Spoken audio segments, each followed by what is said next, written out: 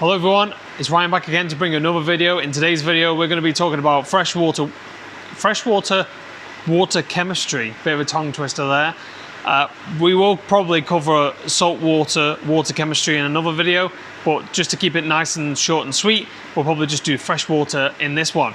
So for a lot of, this is really for a lot of the newer customers, a lot of the newbies into the hobby that have never kept fish before. They'd like to keep a freshwater aquarium, a tropical freshwater aquarium. They have no idea where to start, how to set it up. They have no idea about the water chemistry. They think that you could just purchase an aquarium, fill it with tap water, next day add loads of fish. That's something that is totally untrue. We don't recommend doing that at all. We always recommend fully cycling your aquarium before it's ready for fish. We're going to talk about cycling your aquarium, how best to do that, a couple of different methods, method that we prefer, and then what to look out for via testing your water to let you know when your aquarium is fully cycled. Okay, so going back to basics, you've just bought an aquarium, you'd like to set up the aquarium for tropical freshwater fish, and you have basically put tap water in there, dechlorinated tap water in there, and you don't know where to go from there. Well, once you've added dechlorinated tap water, so tap water that you've added dechlorinator, which is a product, into the water, it neutralizes and converts harmful chlorine, chloramines, heavy metals in the water, such as stress coat, API stress coat. This will just make the tap water safe for fish.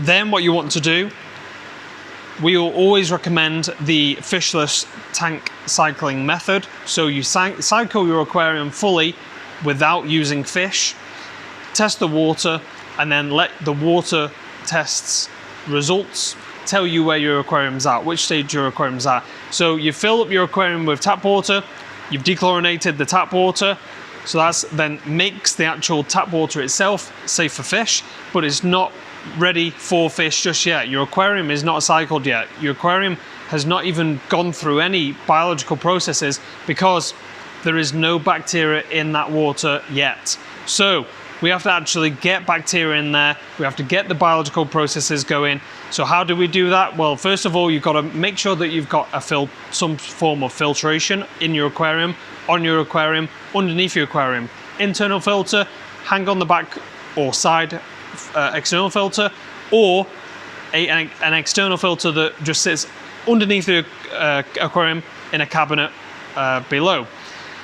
As long as you've got your filtration and it's working and it's a good size for the aquarium that you've got, you've dechlorinated the water, then you're ready to go ahead and add some bacteria. So there's loads of different bottled bacterias. I'll grab another one actually. There's one that we really like using here.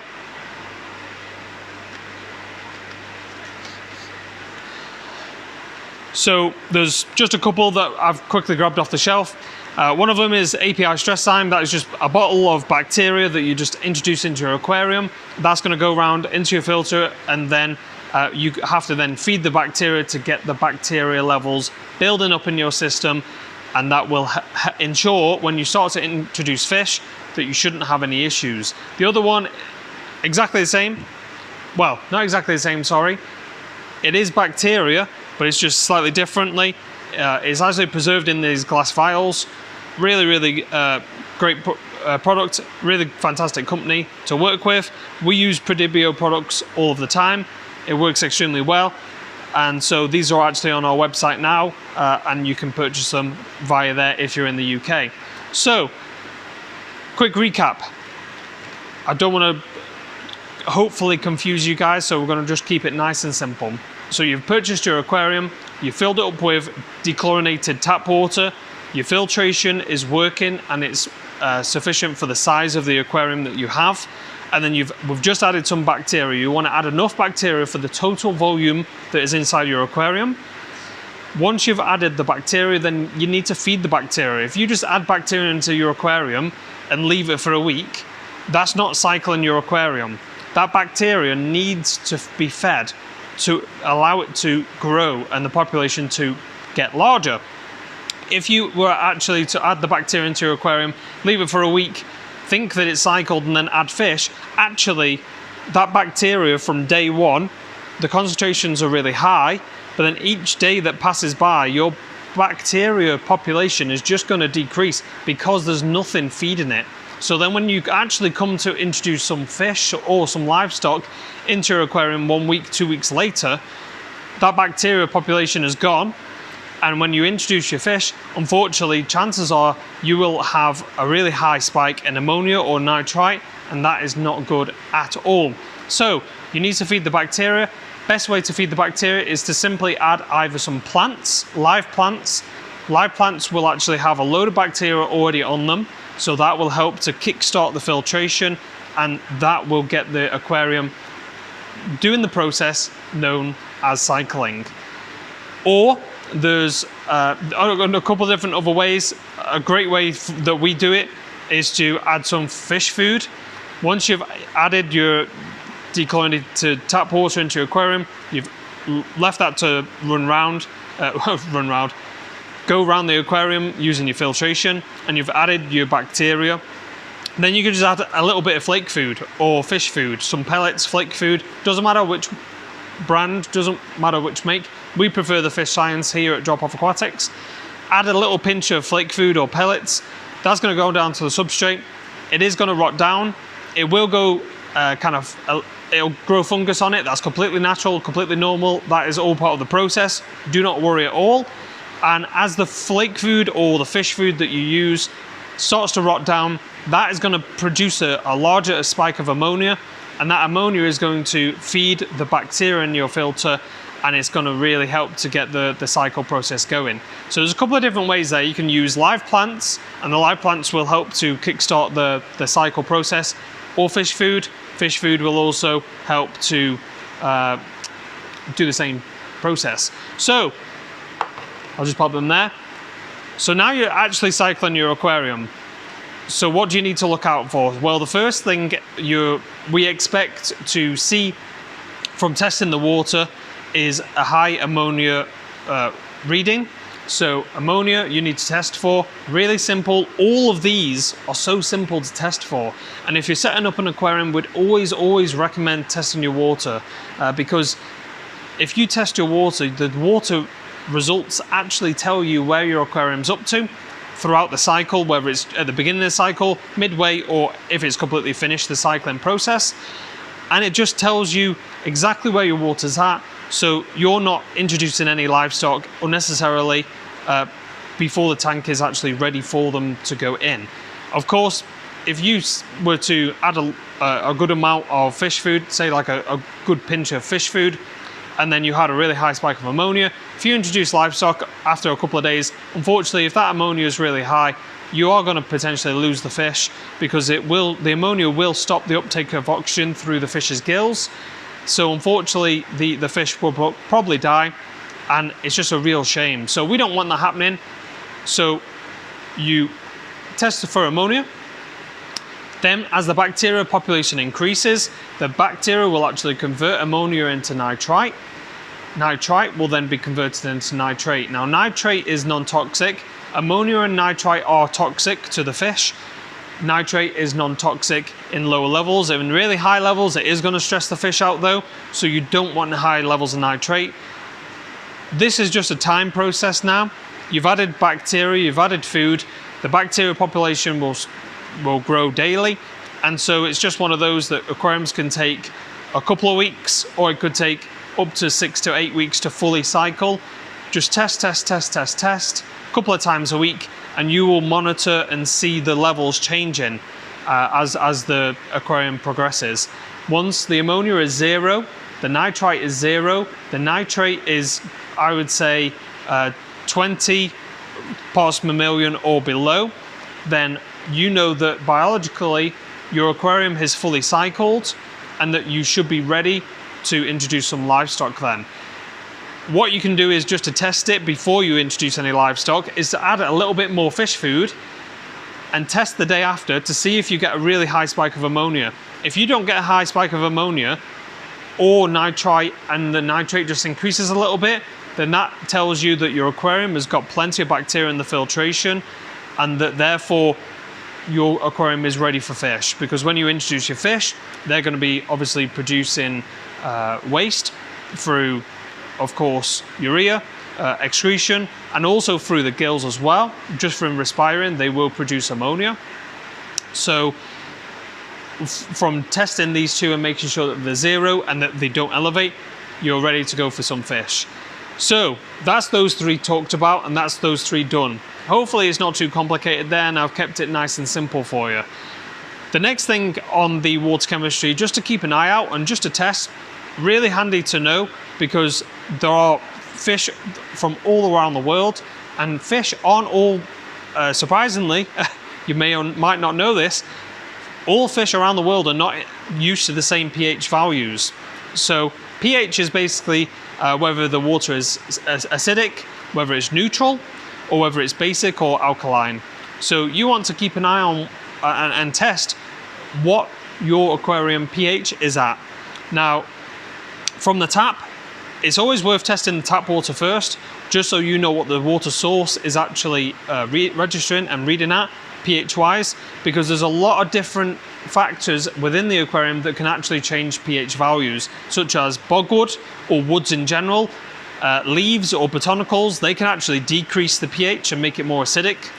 If you have things like wood,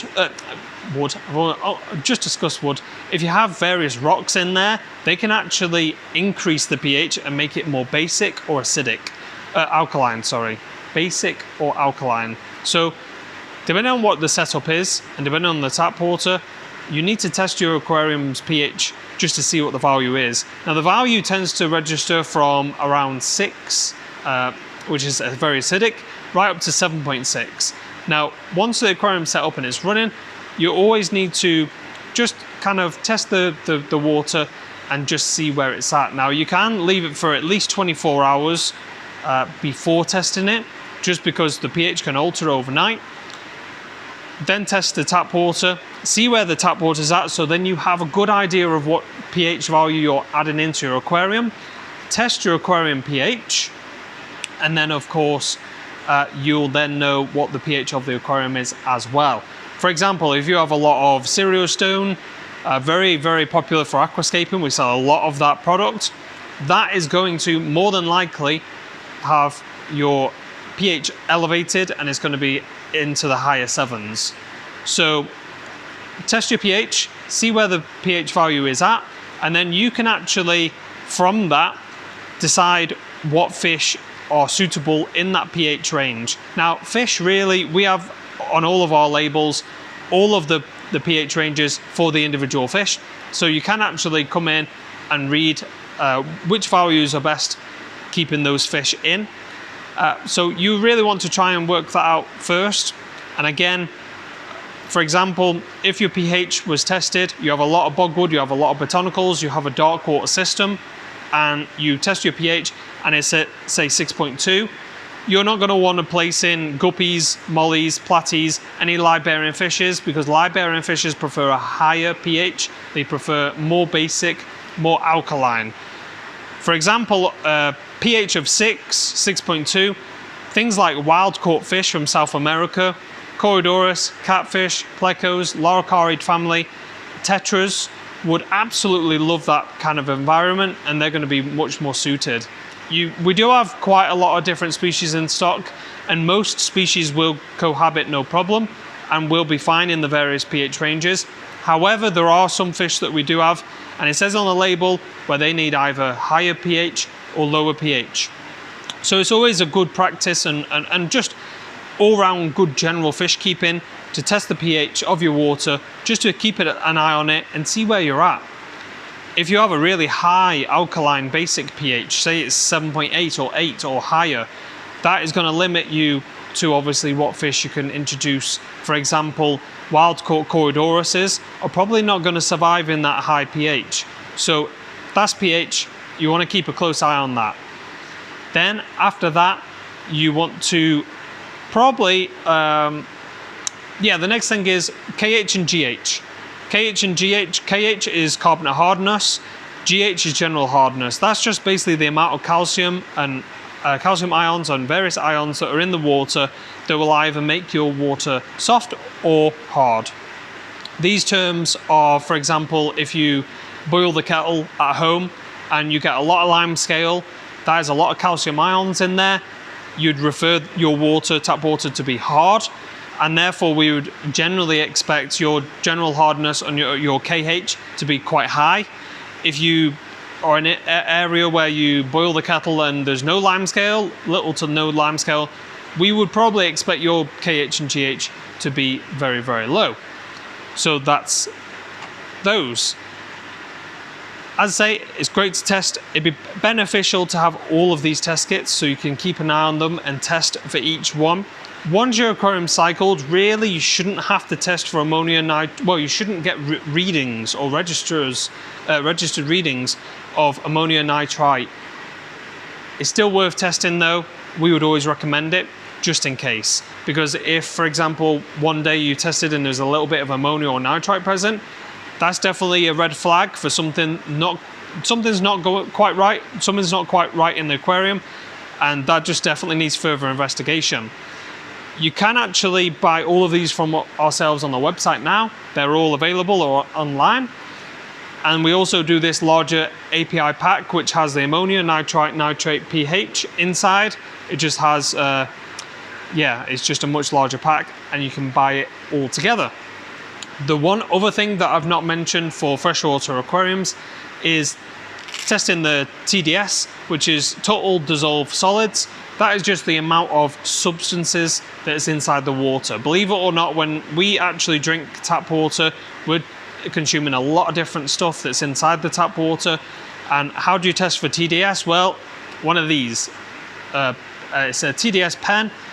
Simply take the cap off, turn it on, place it inside your aquarium, or the tap water, should I say, and that will actually give you a reading of what the TDS is. Many fish come from, as I say, all around the world, and they're used to different TDS. TDS is not such a huge thing with fish. Obviously, it's great to just test and keep a little eye on, but these are the main things before you get started. Cycle your aquarium fully. Make sure all of these are where they should be before you start introducing any fish. Make sure that once you've tested, if you're unsure about what fish can put in, fish compatibility with, for example, the certain pH range that you're at, certain pH level that you're at, then just give us a quick ring or message us through Facebook, and we can go through a few different things. If you're keeping shrimps, freshwater shrimps, Caridina, Neo-Caridina, then a TDS pen is essential. We'd definitely recommend a TDS pen on top of. For fish, yes, you could still test the TDS. It's beneficial to do so, but to be honest, TDS ranges for fish quite significantly, so that's maybe for another video. Okay, so hopefully I've not gone too in depth there. It's difficult to try and explain it thoroughly without going into it too far. I'm going to cut the video off here now because it's about 20 minutes and I don't want to go any longer. So that is what we would recommend, setting up a brand new freshwater aquarium. That is involving the full cycle process, what cycling your aquarium process involves, what it looks like, what you need to introduce into your aquarium to get your aquarium cycling, and then what you need to test for to make sure that your aquarium water is ready and safe for introducing livestock. Okay, so if you have any questions about any of this at all, then please do feel free to drop a comment below, and we will get back to you promptly. If you have any further questions or queries, or if you have a list of questions, feel free to go over to our Facebook page and drop us a private message, and we will sort you out promptly. If you would like to buy any of these and you're in the UK, then just go over to our web store. The link will be down in the description below this video. And yeah, as always, feel free to subscribe to our YouTube channel. Click that thumbs up button because it helps the YouTube algorithm. and hit that bell notification bell as well, because then you'll be notified every single time that we upload a new video. That's it for this video, guys. Thanks for watching. Catch you in the next one.